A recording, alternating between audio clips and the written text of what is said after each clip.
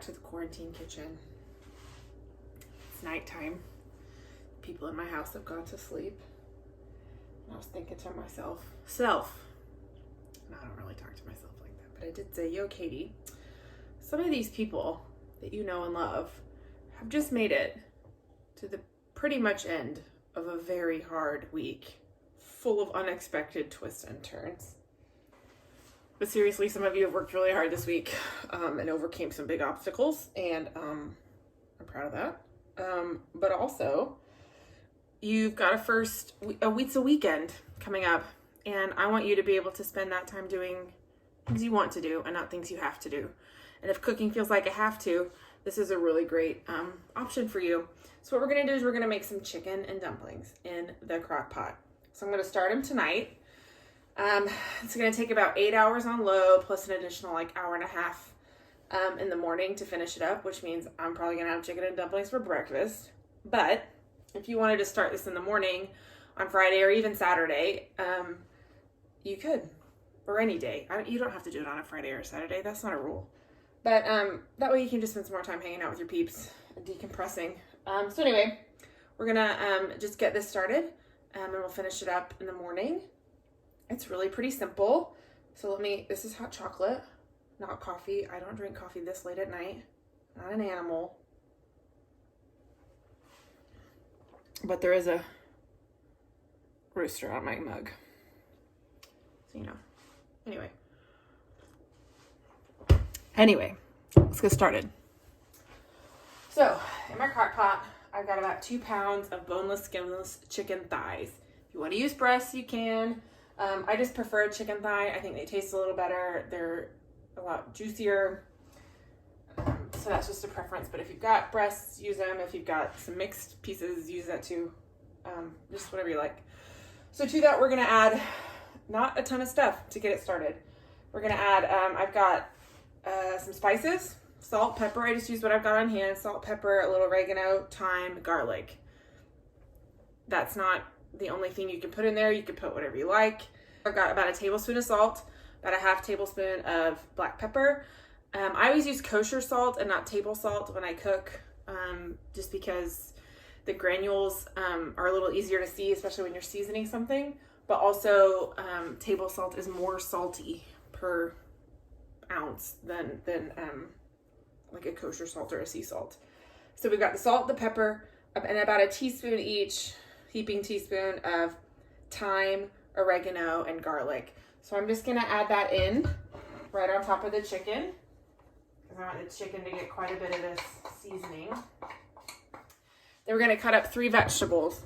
If you're missing one or the other of these, it's not the end of the world. Don't let that be the reason that you don't do this. So we've got some carrots, and I'm just gonna kind of rough chop them. When we hold a knife, we wanna take these 2 fingers and pinch right at the blade, and then wrap these other 3 fingers around the handle, and that gives us the most control over our knife. So just a little knife technique for you. So we're gonna cut down the middle. I'm gonna turn it on the flat side and cut it down the middle again. Now, if we were at Fancy French Culinary School, we would make sure every single piece was the exact same size, but we do not have time for that. We are very busy people. We are educating our children. We are recreating education systems and working from home and figuring it all out. So we're just gonna cut the carrots pretty normal.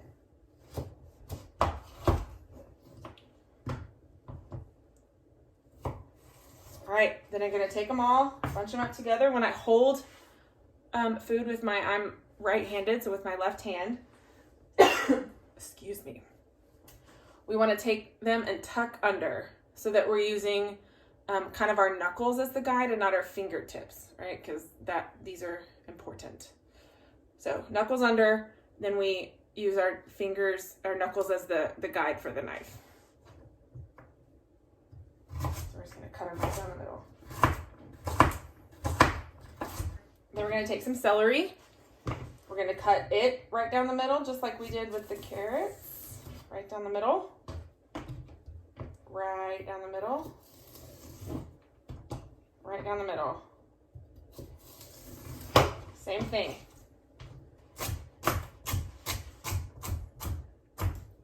All right, into the crock pot these go.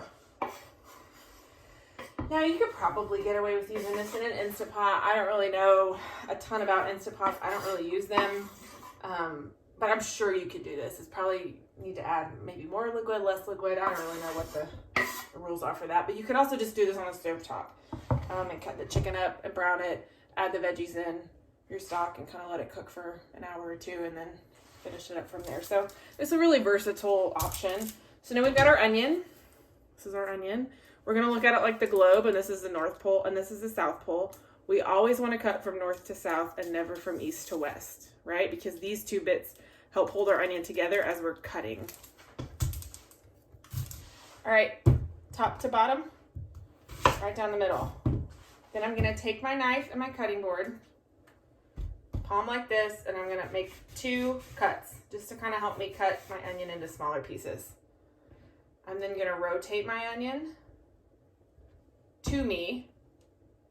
Can you see that? To me, and make some cuts. But I'm not going to go all the way to the end, as close as I can without cutting all the way through, so that my onion stays together a little bit as I am cutting. This is a nice okay, that's in. So we all know this is the quarantine kitchen and we're not operating under ideal circumstances. And normally I would tell you to put like an unsalted chicken broth in here, but we don't have that. I don't have any of that. And I don't want to run to the store just for one thing. But what I do have is some better than bouillon. So that's what we're going to use. It's not perfect, but it'll help us get the job done. It's an odd color, but I'm sure it's going to taste just fine. So don't freak out if you don't have just everything. If you've got some vegetable broth or beef bouillon, whatever kind of thing that will make a flavored liquid, go for it. So we're gonna fill this up just so that our chicken and vegetables are covered. We don't want to fill it all the way to the top because we're gonna add the dumplings tomorrow and a little bit of cream, and so we want to make sure we leave some room for that. So we're just gonna fill this up. Right now I've got about 8 cups in here, so we'll just see how far we get. Obviously, if your crock pot is a different size, then plan accordingly. So we're going to stop right there. I put about 6 cups in.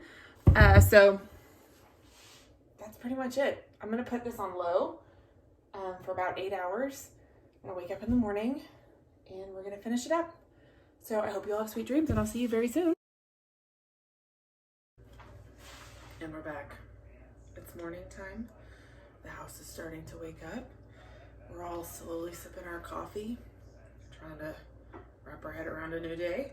I've got an iced almond milk mocha because these are the things that I enjoy drinking. And we're gonna get started. So our chicken and veggies have been cooking all night. The house smells super good. So we're just gonna kind of finish these up for now. So if you want to, you can take all of the chicken out of the pot and shred it, but I'm probably just gonna take a spoon and just aggressively mash it because there's no point. But if you see, it's really, really tender. I got nice big pieces of chicken. I'll show it to you. Let me bring it closer. Do you see it? Do you see it? Juicy chicken. Mm-hmm. Delicious. Okay. Just gonna bop it around a little bit. I like a chunky piece of chicken in here. It's nice. Our veggies are cooked. The herbs have really done some good work in here. So we're only gonna add a couple more things to this. I've got some heavy whipping cream. If you've got half and half, even if you want to do like, I don't know, some evaporated milk, kind of whatever you've got that's creamy, feel free. Of course, if your lactose is an issue, just skip this part and you'll just have a not quite so creamy chicken and dumplings, but it'll still be good. So I'm gonna add about half of this, which is about 2 cups. But this is totally a subjective kind of part of the equation. And then to that, I'm gonna add a cornstarch slurry. So if you're paying attention a little, this now means that this is a gluten-free soup. So up until this point, if gluten is an issue, you are still good. This is just gonna help thicken the rest of this liquid as we go.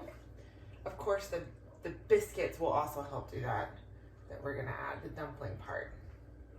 So, normally I make a nice like dumpling dough and, you know, do all the things, but quarantine kitchen, we've got Grand's biscuits. Now all we're gonna do for this is we're gonna kind of flatten these out. This is my great grandmother's rolling pin. Served many generations of Sealy women quite well.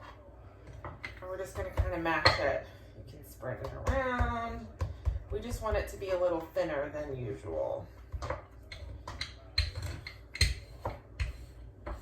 We're getting there, we're getting there. I'm trying not to add too much extra flour to my board because I want to, you know, keep my soup from getting too thick.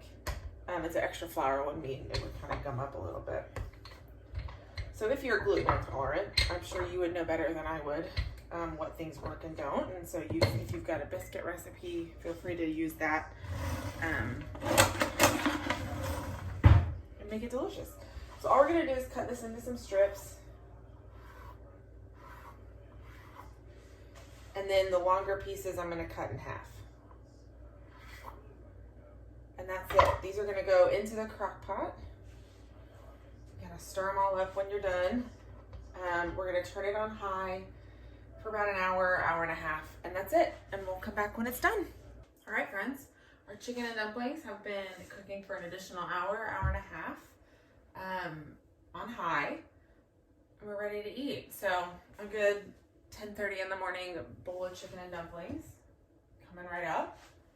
I'll probably just leave this on warm for the afternoon, and so as my roommates come and go, they can have something tasty to eat. But the cornstarch as well as the flour from our biscuits have really thickened the broth, which is really nice.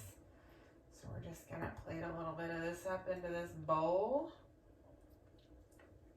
Got a spoon ready. So if you can see our nice bowl of chicken and dumplings. Now, as we finished it up, you could have added in some like frozen peas or some green beans or any other vegetable that you like, kind of what you've got going on in the house. But I kind of like it just pretty simple, just the chicken and the dumplings with our carrots, celery, and onions. So let me know if you make it. Go ahead and tag it at #@Katie'sQuarantineKitchen, and I'll see you tomorrow.